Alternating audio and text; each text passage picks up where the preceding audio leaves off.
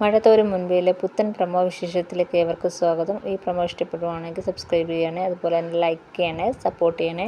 നീ കരുതിയിരുന്നോ മൂന്നാം ലോക മഹായുദ്ധം ഉടനെ ഉണ്ടാവും എന്ന് ബാലേന്ദ്രൻ പറയുന്ന കേട്ടപ്പോഴത്തേക്ക് അലീനയ്ക്കൊന്നും മനസ്സിലാവാതെ ഇങ്ങനെ നോക്കിയിരിക്കുകയാണ്. പിന്നെ കാണിക്കുന്നത് അങ്ങോട്ടേക്ക് കുറേ കാറുകളൊക്കെ വരുന്നുണ്ട്. അലീന ആരോടോ ഫോണിൽ സംസാരിക്കുകയാണ്.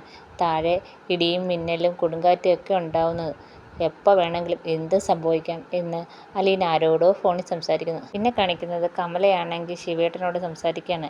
അവളുടെ തറവാടാണ്, ഇതുവരെ ഭാഗം വലിച്ചിട്ടില്ല എന്നൊക്കെ അവൾ വൈജ പറഞ്ഞ കാര്യം കമല ശിവേട്ടനോട് പറയുകയാണ്.